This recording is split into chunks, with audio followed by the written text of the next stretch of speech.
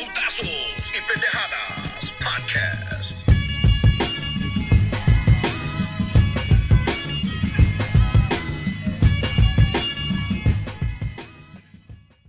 Welcome to the big show. We are recapping this weekend's big fights and reporting on this week's boxing news.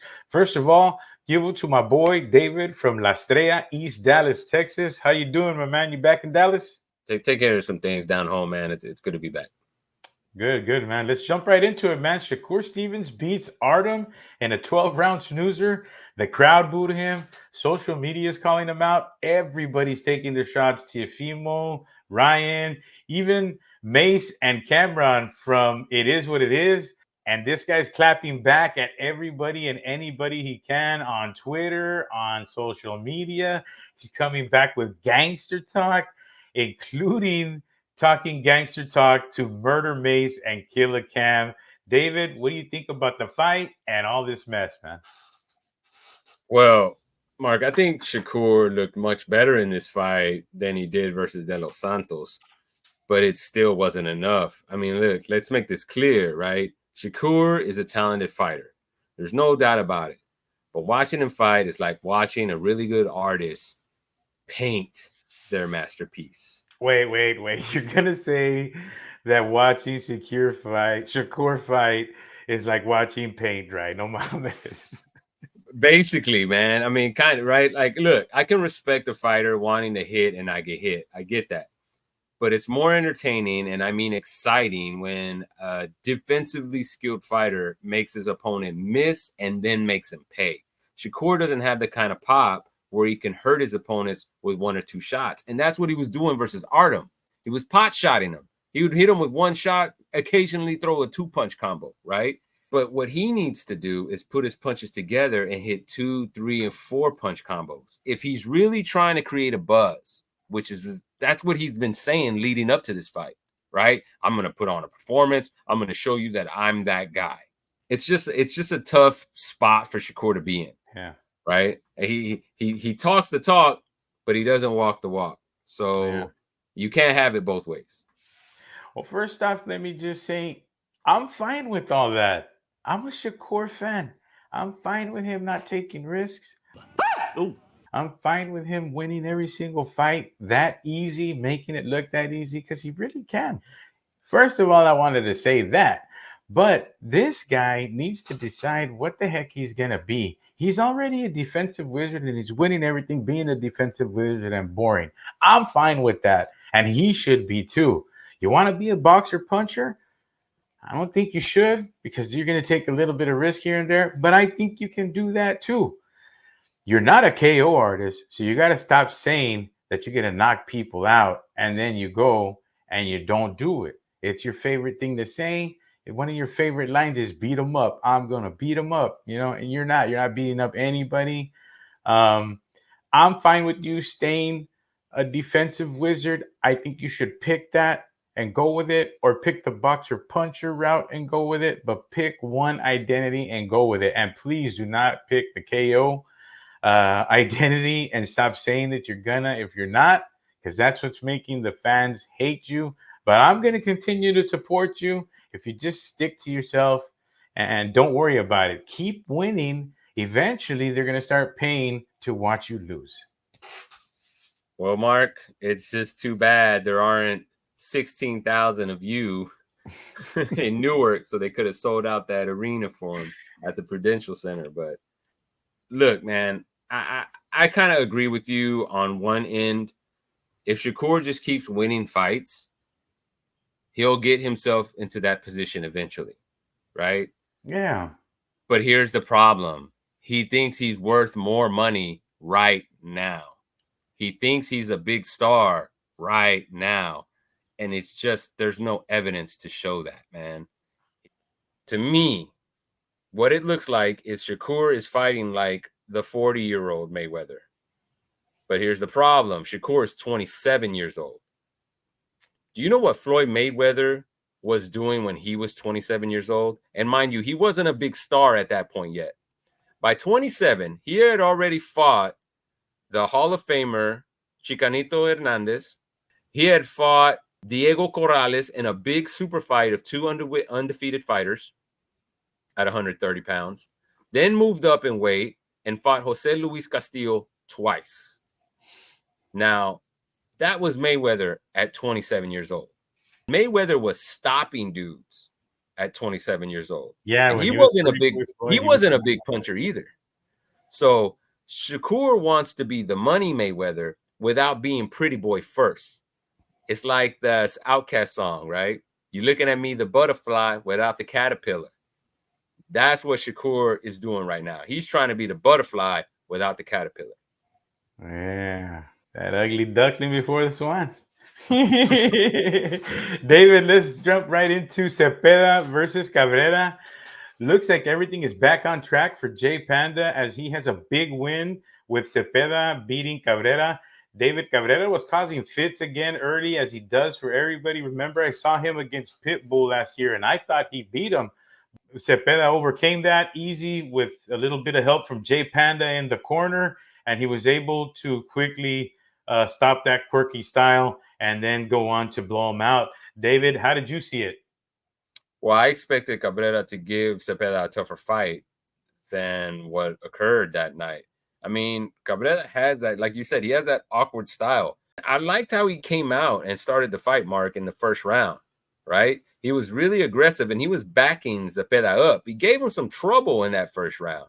Then he started boxing Zepeda in the second round and then on. But Mark, I know you liked Jay Panda's instructions in the corner, but I also think it was a mix of Cabrera making a strategical error where he started to trade with Zepeda towards the end of the fight. Now, Zepeda might have forced him into that bad strategy, but Cabrera gave up his edge, which was the awkward boxing style at a distance. When Zepeda forced his game plan onto him, then it was over. Because Cabrera's not the toe-to-toe fighter that Zepeda is. And he started going toe-to-toe with him. And that's when Zepeda's work rate just took over the fight. You know, Cabrera it reminds me a little bit of Venado, but with his own quirky style to it, man. I don't Without the even know what power. to say about it. Yeah, maybe Venado without the power.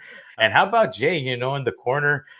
Jay, man, giving those great instructions right after the first corner. He already kind of knew what to do with him. He told him, te ocupo muy adentro o muy afuera. Aléjate del medio. Te conecta con el gancho y el upper. La guardia y no te me vayas para atrás. Adelante. So basically telling them really badass. He just basically told, hey, man, I want you to fight on the inside. Stay away from the middle. Find the outside because in the middle, he's catching you with some hooks and with some uppers. Stay forward. Keep your head down and keep going forward through the whole fight. I mean, but he makes it sound so exciting, man. He's one of the best motivational trainers out there, man. Shout out to Jay Panda. I just wanted to talk about that. But hey, man, in shocking fashion, Oshaki Foster loses to Concepcion. He lost his WBC title in a big upset. Concepcion was ridiculously happy to finally hear and knew. So he didn't really care much and didn't show too much surprised that he won. It was just like, thank God I won. You know what I mean? So he didn't show any of the reaction that we normally see from people when they're shocked, right? Oh shit, I won. He went to his knees crying like any other normal person hears and knew. But I caught Chales on those scorecards, man. I had it 116, 112 for the Tejano. I think Foster got robbed that night. What about you, David? I don't think Oshaki was the only one who was shocked that night. I think everybody in that arena was shocked. And there's just not a whole lot to say about that other than I think those two judges who scored it for Conceição got it wrong. And I mean, the one judge that scored it 116, 112 for Conceição is just, Mark, that means Conceição won 8 rounds on that judge's scorecard. Yeah. Like, I don't think he won 8 rounds in the fight. Like, you would have to explain that to me and I'd sit down and watch the fight with me. I'd be very interested to hear why that judge gave Conceição 8 rounds. Yeah. And look, there is a knock on Shock, right? that he starts fights slow and he gives up early rounds oftentimes, and then he comes on strong later in fights. That's why his fights tend to be pretty close. But he didn't do that in this fight, Mark. Like, I gave Shaq the first 3 or 4 rounds. Like, he was effective early in this fight. I think something really needs to be done when decisions like this happen. It's just a really bad look for the sport. Judges need to be held accountable. They need to, regardless if their scorecards were controversial or not, there should always be some kind of review where judges have to explain why they gave a round to a fighter during a fight. Yeah, man, it's sad that had to happen to Shock Foster, man. He was on his, I want to say it was his third title defense. He was on a roll and he clearly won this one. And it seems like it always happens to dudes like Oshaki Foster, who are really, really good guys who just kind of fly under the radar and don't really, sell too many tickets. It's just a shame that it has to happen to a guy like Foster like that. Well, Mark, Conceição is not even a ticket seller himself. He's Yeah. more off the radar than Oshaki is. Yeah. I can't call it because, I want to say Top Rank treats Conceição so good. Maybe he's one of their favorite fighters. I mean, this year alone, they've given him quite a few fights, and I believe they gave him an 8-rounder and then a title shot, and then he just turns around and gets another title shot all within the same year. But then again, they've given Shock Foster quite a few good fights. He went out there to Madison Square Garden, and I don't know what his situation is, if he's a signed Top Rank guy, but I know Conceição seems to be favored with them. Who knows, man? It's a shame, and you're right. It wasn't even anybody big, but yeah, sad for Foster, man. Hey, in boxing news, David, let's go over some boxing news this week. Me and you were talking about it last week. Bam was not included in a lot of people's pound for pound list. David, now he is in people's pound for pound list. What's your reaction? Are you reacting like, hey man, it was about time, or hell yeah, we made it? So basically like, hey, ya era tiempo, culero, or gracias a Dios? No, it was about time. It was about time. We said this in the last video where we did the preview for the Bam Estrada fight. Yeah. At 24 years old, Mark, he's already unified titles at 112 pounds. He's won titles in 2 divisions, 112 and 115. And he's KO'd 2 of the best fighters at 115 pounds in the last 5 years. So Rungvisai and El Gallo Estrada, those were the 2 main guys at 115 pounds for the last 5 years. Yeah. Stopped both of them. Now, I do hear the criticism from people on social media. Anytime you hear someone mention Bam, oh, pound for pound fighter, about time he got his shine. There are critics of Bam who say, oh, well, those guys were already old. Yeah. Yeah, you know what? Okay. They may have been standing off the cliff, Mark, but Bam was the one that pushed them off. And no one else was knocking those guys out. The other criticism you hear is, well, there isn't that much competition in the lower weight classes. There aren't that many good fighters. Really? Then if that was the case, wouldn't somebody have done what Bam has done already then?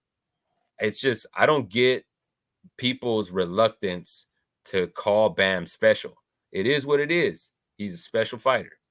Give him his props. I think it's about time. Yep. I also am with you. I think it is about time. Ya era tiempo, culeros. And I believe Bam también would probably same thing. He'd probably say the same thing. Hey man, why didn't you put me on the list? ¿Te debo algo que, culero? It was about time. So listen, man. Another news. Ryan's rant, man. After hearing Ryan's rant, do you really believe this guy's racist, or is he just a spoiled brat, David? I've said this before, dude. Ryan's clearly going through some things. It sucks that it's all over social media and happening in front of everyone. I don't think he's racist, dude. He's just not very smart. There are people that have mental struggles every day. There are people that go through shit every day. And they don't put out dumb stuff like that knowing it's going to spread all over the internet. I don't think Ryan's racist. He likes the attention. He does dumb things to get attention. that can be very dangerous and damaging. I think he's done a lot of damage to his reputation. People have short memories these days. You know, it may come back to haunt him. It may have done irreparable damage. We won't know until the next episode happens. But yeah, I don't think he's a racist, man. Yep. To answer that question, I don't think he's a racist either. To be honest with you, I admire that generation for one thing. That generation to me is truly colorblind when it comes to races and all that things, and very progressive in a lot of ways.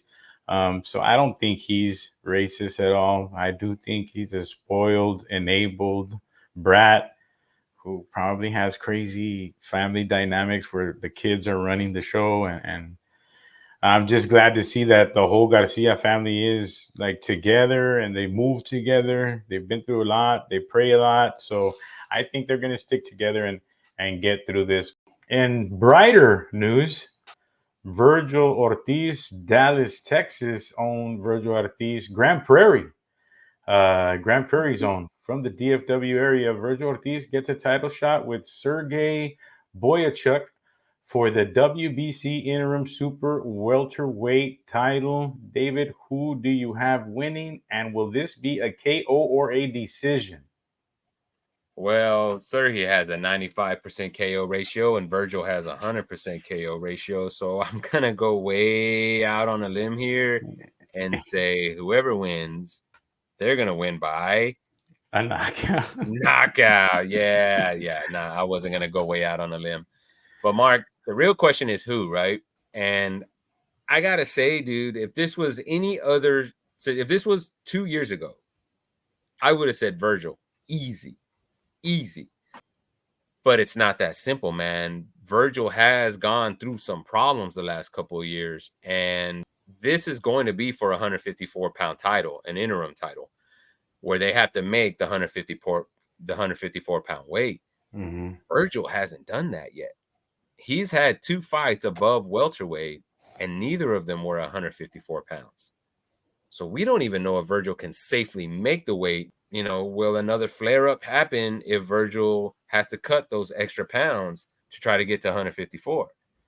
We don't know, right? Also, his activity's been really bad because of that condition. In the last 2 years, he's had, 2 rounds? 2 fights, and both of them went a round each? I mean, that's not, and the competition wasn't that stellar either. I mean, there are a lot of questions surrounding Virgil right now. I'm leaning towards him winning by knockout, but Bohachuk is not a gimme, man. This guy is a tough dude. He's going to make it a grueling fight. He has a wear-you-down style, throws a lot of punches. I think Virgil's in tough, and that's kind of what you want to see. But, hopefully none of those issues come to play in the fight, and we get to see 100% Virgil versus 100% Bohachuk. Yeah, in that rhabdomyolysis, it is dangerous. And even if he has flares up in camp and something like that, would they even tell us? You know what I mean? We don't know. When we don't learn about fighter injuries. No, they happen in camp, right? Because they don't want the other opponent to know. Yeah, so it is dangerous. But saying that, I still got Virgil Ortiz. I know he's only fought 2 rounds, but they're knockouts. And you know me with momentum, man. Me and you were thinking about it like, man, he hasn't even had a lot of rounds. Virgil's walking around like, man, I knock everybody out in the first round. And I like that attitude. And I like when you got that momentum. Virgil Ortiz and Robert Garcia have been on a roll. Robert has had a great year outside of Ortiz and with Ortiz. So I think both of them with their momentum is going to be too much for Sergey Bohachuk. And Virgil and Robert just have a lot of history together. They know each other well as trainer and fighter. So I'm going with Virgil. It's not going to be easy. As you said, Sergey is no joke, but I believe he can stop him in their later rounds. He's the more talented fighter. He's got the more talented trainer, and he's the stronger, younger, more athletic guy.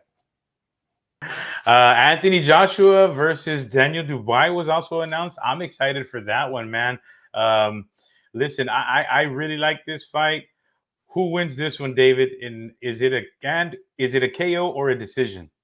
Well, Dubois had a bit of a resurgence recently, man. I mean, he stepped it up since his losses to Joe Joyce and Usyk. He's really, really gotten into a good groove, man. But Joshua's also looking really amazing recently. It's like he's in a zone now. So I got to go with Joshua, but I think this is a live fight, man. I mean, it is the heavyweight division, right? Dubois has that. He has power. Joshua has power. I mean, this fight can change momentum in any moment. So I'm gonna go with Joshua on this, but Dubois is a live dog. Yeah, man. Anthony Joshua versus Daniel Dubois. I'm excited for this one, man. I got Anthony Joshua winning KO. I think he's going to be winning late, but I'm excited for this fight because I think it's going to be a barn burner. But, Anthony Joshua does have big fight experience and Chingaso's experience in a barn burner, just like he had with, I think it was Vladimir, but it was a knocked out, drawn out fight. And he's been in some other knockout, drawn out fights with Ruiz, getting up from the canvas and making a good fight of it. He's got more experience on it. I'm going to go with Joshua, but I see a hell of a fight, man. Just a really entertaining fight where there's multiple knockdowns, man. But I got him winning late as well. A late round stoppage for Anthony Joshua. Yeah, if Usyk was able to stop Dubois, I gotta think that Joshua's gonna do it. I don't think he has a glass chin either. I don't think Joshua has a glass chin, but he can be hurt. We know that he can be hurt. We know that he's been dropped before. So, man, this is an exciting one, and it's a heavyweight bout, man. It's a heavyweight bout. Anything can At happen. any given moment, one shot can change it all. So, it's gonna be a good one. Yeah, well, folks, that's all we have for you this week. We're this close to 1,000 subscribers, so keep subscribing. Tell your friends about us, hit them likes, and leave them comments. We'll see you next time.